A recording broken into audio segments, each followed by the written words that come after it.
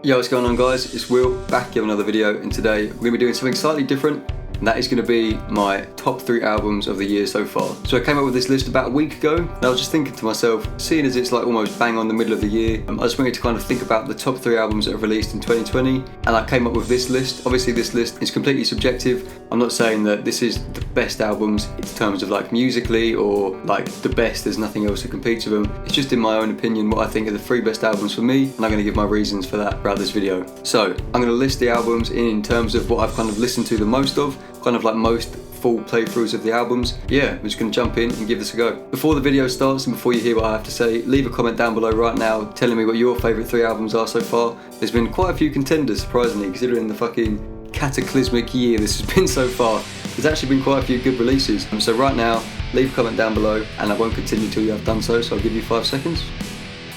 You might need about 10, so here's me having a coffee.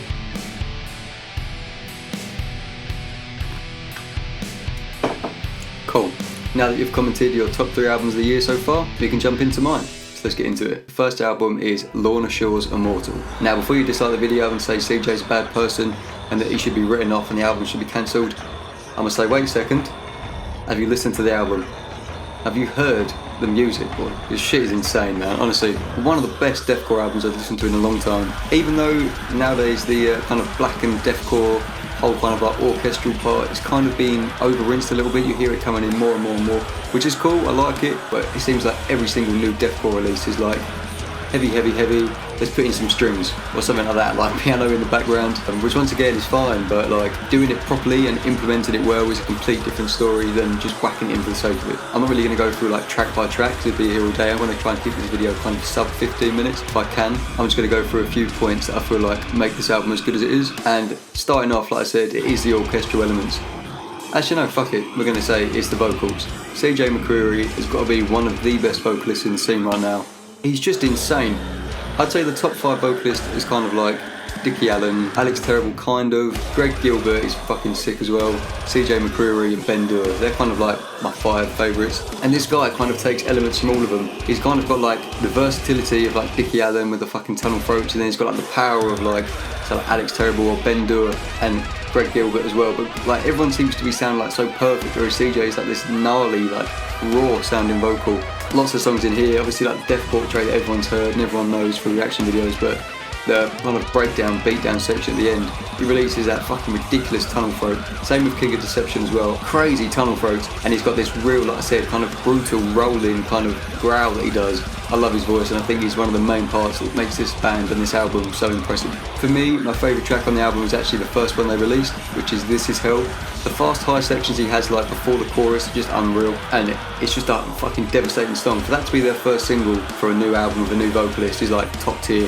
When that released last year, maybe 2018 I think that released. I think it was. Absolutely insane, man. Killer track. Obsession is quite a good one as well. It's got that weird kind of like guitar vocal trick when it's like, and there's a few ones on there like Warpath of Disease as well. It's fucking sick. Like all of the songs, like if I'm just looking at them now, like I know a lot of people say they all sound the same, but to me they're all very memorable, and I actually thoroughly enjoy listening to the full album. The musicianship itself, man, like the guitar solos, I feel like that is just as impressive as anything else in the band, but the guitar solos are ridiculous. You've got like the most insane vocals coupled with this incredible orchestra, and then you whip out a fucking solo like they have in King of Deception, like what the fuck. These guys are incredible musicians, and I hope the band isn't tarnished by their like association to CJ, even though if you've watched this video you may like change your opinion on him, I don't know, like there's 2 sides to every story, but I'm not going to defend him or whatever. But absolutely amazing album. If you haven't listened to it, definitely go and fucking check it out if you like that really heavy, brutal deathcore. I'd say kind of, once again, there are parts when it gets samey. If you had like all the songs on like a YouTube video or something and you skip through kind of just clicking random points, it may sound similar. If something sounds so good, why change it, you know? Why kind of experiment when the sound they've got is just so massive and epic and brutal, and yeah, absolutely insane. Killer album, killer band, killer songs. Let's move on to the next one. Right, so now we're on to the second album of the video, and this might come as a surprise to you if you think that I only listen to like really heavy music. This may be quite interesting, but my second, to be fair, I would even say this is like my actual favourite album that's dropped this year so far. But it's Enter Shikari's Nothing Is True and Everything Is Possible. You probably fucking raised your eyebrows looking confused at me, but if you haven't checked this album out with a clear mind and an acceptance of like it not being very heavy, I listened to this so many times after listening to it the first time, and when I actually did listen to it, I sat here with my earphones on and I actually wrote down on a Word document like kind of like my reaction in text as it was coming up. I would like put it in the video or something, but it's not been spell checked or fucking like checked over, so a lot of it sounds weird. But if you think Enter Shikari have fallen off like I had, definitely go back and check it out, because it's such a, like I said, it's such a fresh, original take on their kind of music. But I think they'd call it like trancecore, is that what you'd call it? But I just don't even know where to start going through it. Like I could go through track by track with the Word document, but we'd be here for like 20 minutes because there's so much stuff. It's such an interesting album. There's no heavy elements to it, particularly like vocally at all. There's some pretty heavy moments in terms of lyrics, and the song Waltzing Off the Face of the Earth definitely implements that. You've got kind of like a contradictive juxtaposition of lyrics. If I could put them in the video, I will do on the side now. But yeah, there's a verse in there which talks about like school shootings and like kids being like taught by their parents instead of their teachers and stuff like that. It's an incredible kind of look into modern society, and then it's followed up by the track Modern Living, which is kind of ironic because it's like Enter Shikari poking holes in the way the world works, and then it goes straight into Modern Living, which is like this bright, happy song. I want to listen to it right now. I want to stop this video and listen to this album. I'm looking at it now, the track list, and it's fucking insane, man. The album is unreal. I love how it's a nice break from heavy music, because I listen to a lot of heavy stuff, and as I can imagine you do as well, but it's nice to listen to well put together music that's not particularly heavy but just very introspective and very interesting to listen to. One standout for me is Elegy for Extinction. Completely took me by surprise, but it's actually like a massive orchestral piece that they've composed. It kind of depicts, in my opinion, like the downfall of man. Like starting off is very like angelic and fucking like clear and neutral and natural even, and then you can imagine like the Industrial Revolution, or when man starts to become what mankind is now. And the greed comes in, you can feel the track change, and you can just picture this thing happening. It's absolutely insane, man, the way you can depict that, and that's how you know they're good musicians. Even though this is a real far cry from what they're making usually, their composing skills and their narration through their music is just incredible. And I've listened to that track so many times and it blows my mind every time. Any other standouts on here? The Great Unknown, the opening track, the chorus for that with the fucking drum and bass, like dance theme in the background, trance, that fucking gets you moving every time. It's a sick song. And I think just in general, a lot of the lyrics in here are sick. I think it's in Modern Living when he says, we're apocalyptics, drinking gin and tonics, counting down the hours, laying in the flowers. So it's kind of an interesting take on humankind, how we're like so nuanced and so chill about things, and so laid back even though the world's falling apart. This is definitely a different take from their usual stuff. I hope you go and check this out with a clear mind, open mind, and acceptance of how good this band is. Once I've edited this video, 100% putting this album on, closing my eyes and listening to it, because it is insane. Now, this is the final album of my top 3 albums of the year so far, and I don't think this comes as a surprise to you. If you kind of listen to a lot of metal, like you obviously do listen to this channel, you're probably wondering where this band was on the list, and the band in particular is Loathe with the album I Let It In and It Took Everything. Now, forgive me because I've not actually listened to this album like that many times, so I'm not too familiar with it, but this is solely based on the idea that I decided to just check this out. I kind of heard of the band before, and like I heard a few of their songs, but was never like really that impressed. I listened to a few of the singles when they released, and once again like kind of appreciated it, but I never went back to it. And then I saw they released the album, once again didn't really listen to it, but then the other day I was like, fuck it, I'm gonna listen to it. Headphones on, sat on my desk like I did before with the Enter Shikari album, and fucking hell, what a piece of art this is. This is one of the best examples of an album being an album, if that makes sense. So an album you put on Spotify or on YouTube or whatever, on your phone or on your CD player, whatever, your multimedia device, and you press play at the start and you listen to it throughout its entirety,